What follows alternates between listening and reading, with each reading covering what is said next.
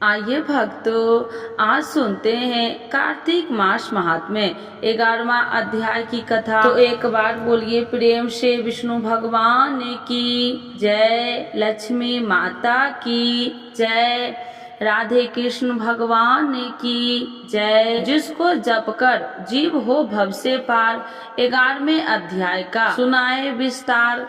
एक बार सागर पुत्र जलंधर अपनी पत्नी वृंदा सहित असुरों से सम्मानित हुआ सभा में बैठा था। तभी गुरु शुक्राचार्य का वहां आगमन हुआ। उनके तेज से सभी दिशाएं प्रकाशित हो गई। गुरु शुक्राचार्य को आता देखकर सागर पुत्र जलंधर ने असुरों सहित उठकर बड़े आदर से उन्हें प्रणाम किया। गुरु शुक्राचार्य ने उन सबको आशीर्वाद दिया।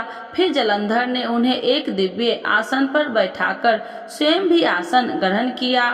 फिर सागर पुत्र जलंधर ने उनसे विनम्रता पूर्वक पूछा, हे गुरुजी, आप हमें यह बताने की कृपा करें कि राहु का सिर किसने काटा था। इस पर दैत्य गुरु शुक्राचार्य ने विरोचन पुत्र हिरण्यकश्यप और उसके धर्मात्मा पौत्र का परिचय देकर देवताओं और असुरों द्वारा समुद्र मंथन की कथा संक्षेप में सुनाते हुए बताया कि जब समुद्र मंथन से अमृत निकला तो उस समय देव रूप बनाकर राहु भी पीने बैठ गया।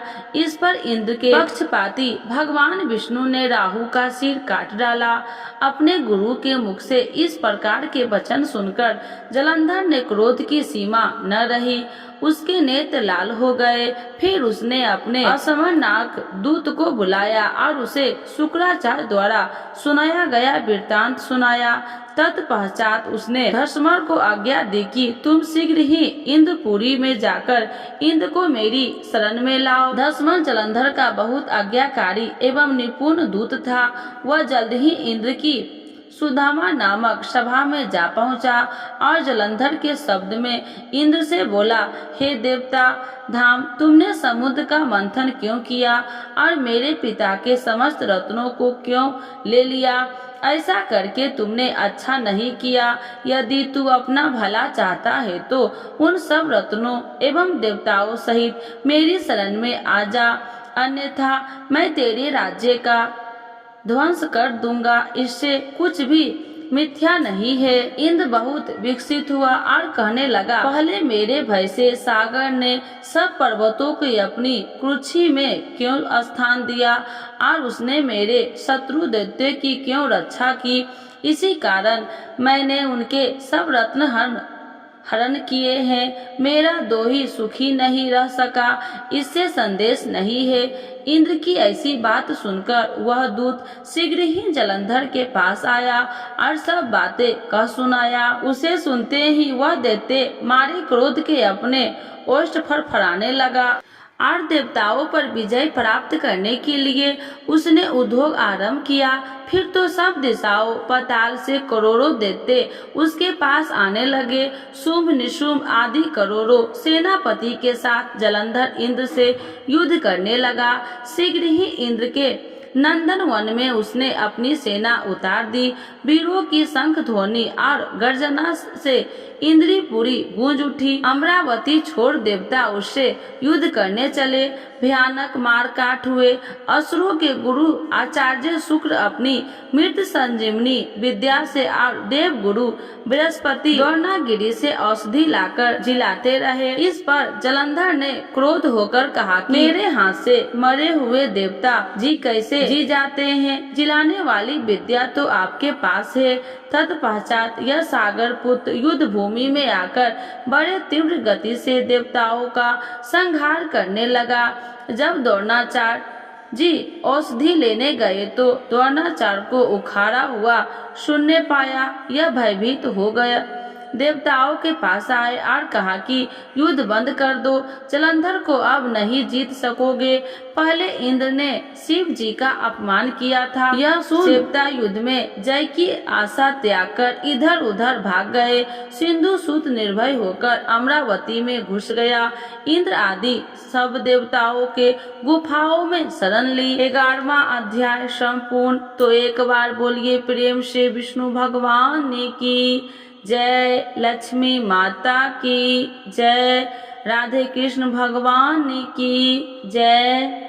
आइए भक्तों, आज सुनते हैं तुलसी माता की चालीसा।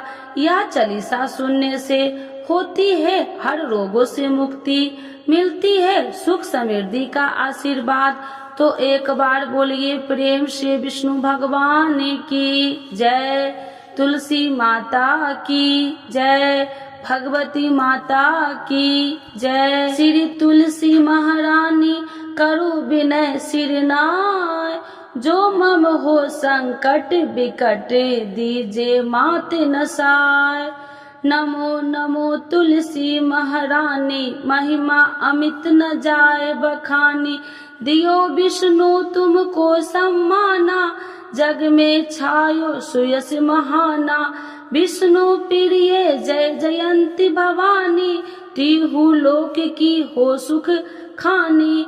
भगवत पूजा करे जो कोई, बिना तुम्हारे सफल न हो। जिन घर तब नहीं होए निवासा, उस पर करे विष्णु नहीं वासा। करे सदा जो तब नित सुमरन, ते ही के काज होए सब पूरन। कार्तिक मास महात्म्य तुम्हारा, जाको जानत सब संसारा। तब पूजन जो करे कुमारी, पावे सुंदर बर सुकुमारी। करे जो पूजा नित प्रति नारी, सुख संपत्ति से होए सुखारी। वृद्धा नारी करे जो पूजन, मिले भक्ति होवे पुलकित मन। श्रद्धा से पूजे जो कोई, भवनिधि से तर जावे सोई।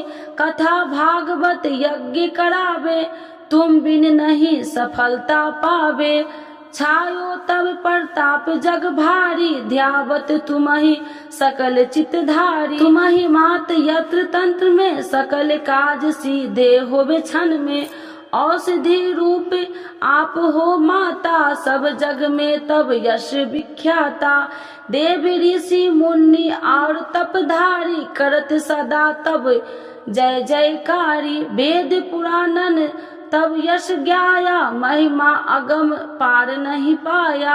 नमो नमो जय सुख कारिणी, नमो नमो जय दुख निवारिणी।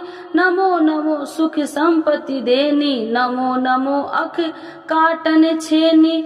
नमो नमो भक्तन दुख हरनी, नमो नमो दुष्टन मद छेनी। नमो नमो भव पार उतारिणी, नमो नमो परलोक सुधारिणी।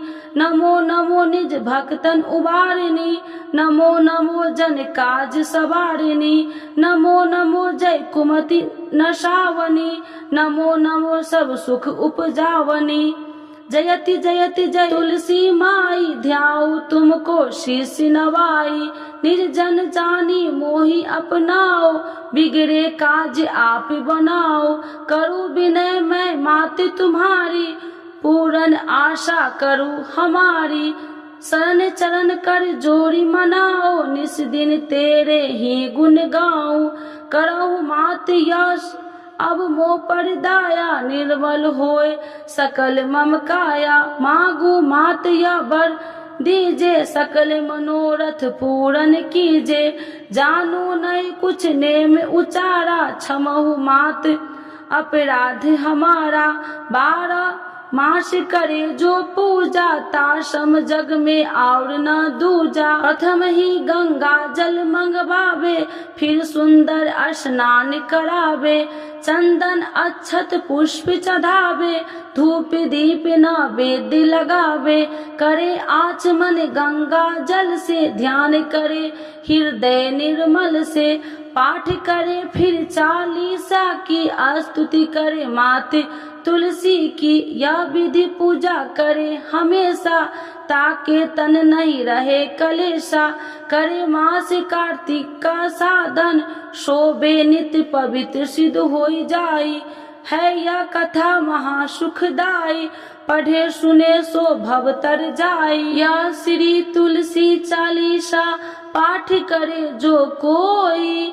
गोविंद सो फल पावही, जो मन इच्छा होई। तो एक बार बोलिए प्रेम से विष्णु भगवान की जय, तुलसी माता की जय, भगवती माता की जय, सर्व देवी देवताओं की जय।